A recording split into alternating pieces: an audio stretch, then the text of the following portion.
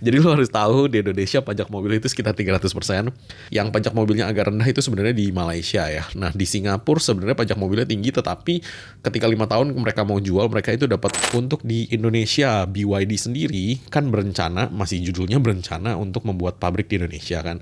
Itu gue rasa bisa akan drop lagi tuh harganya tuh, karena Cari bengkel mobil yang tepat, ayo ke Dokter Mobil aja. Jujur, cepat dan juga lengkap, ayo ke Dokter Mobil aja. Kualitas yang terbaik, harga juga bersahabat. Percayalah, di Dokter Mobil pasti beres. Hai Lovers, nah hari ini gue disuruh ngebahas tentang yang berita BYD di Thailand yang pelanggan-pelanggannya beli terus tiba-tiba harganya diturunin lagi sekitar 50 apa 100 juta gitu kan. Yang mereka baru-baru beli tiba-tiba harga mobilnya dari misalnya 450 dia jadi turun jadi 350. Nah, oke. Mereka pasti sangat kecewa lah ya. Itu kayak kejadian kayak di Indonesia si MG kan dia nurunin harga kan. Nah, penurunan harga itu sebenarnya kalau dari sisi bisnis si brandnya atau si merek mobilnya juga setengah mati juga sih. Tapi penurunan harga ini harus diketahui itu adalah pemangkasan dari pajak atau tarif-tarif yang dikenakan negara itu terhadap mobil-mobil tertentu.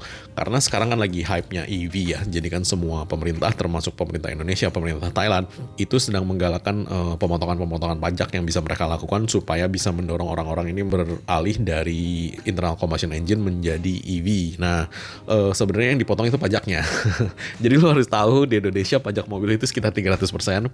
Di Thailand juga hampir sama karena harga mobil di Indonesia sama di Thailand mirip-mirip. Yang pajak mobilnya agak rendah itu sebenarnya di Malaysia ya. Nah di Singapura sebenarnya pajak mobilnya tinggi, tetapi ketika 5 tahun mereka mau jual, mereka itu dapat insentifnya tuh tinggi juga. Jadi ya kalau di Singapura sih udah pasti mobil-mobil listrik akan menjadi murah ya. Sama dengan kayak di Indonesia, makanya kenapa Wuling REV bisa jadi harga segitu.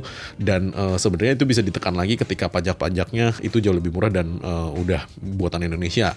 Nah untuk di Indonesia, BYD sendiri kan berencana, masih judulnya berencana untuk membuat pabrik di Indonesia kan. Itu gue rasa bisa akan drop lagi tuh harganya tuh, karena kayak Hyundai aja kan, Ioniq juga dipangkas harganya. Itu karena kalau ketika mereka bikin mobil di Indonesia, otomatis mereka dapat keringanan pajak lagi, dan ada beberapa pajak yang memang tidak jadi ditagihkan ketika mereka pembuatannya dalam negeri ya kan. Dan itu kalau nggak salah harus berapa persen dalam negeri deh gitu. Itu gue nggak inget lah ya, itu ada undang-undangnya gitu. Cuman kalau lu orang mau beli BYD sih, gue saranin lu tunggu pabriknya buka dulu sih. Ketika pabriknya buka, udah pasti itu harga drop, dan lu orang bisa dapat mobil EV-nya mereka dengan harga yang lebih murah. Itu udah pasti daripada inden impor ya, itu udah pasti ya, itu udah logika aja. Nah untuk potongan-potongan lagi, kayaknya Indonesia udah selesai potongan-potongannya, insentifnya sudah diterapkan, dan sepertinya sebelum ada pemerintahan baru kebijakannya masih sama dengan yang lama. Jadi kalau sekarang sih kayaknya segitu-segitu aja sih. Nanti kedepannya kalau memang BYD bikin pabrik, harusnya bisa lebih murah lagi. Nah kalau kemarin lo orang ke Gias, ada GWM, ada Ion ya. Ion itu juga merek, bukan merek jelek di China. Ion banyak banget, dan ada beberapa merek-merek lainnya yang memang dimasukin oleh grup-grup konglomerasi di Indonesia. Saran gue, lu cek availability spare part, always.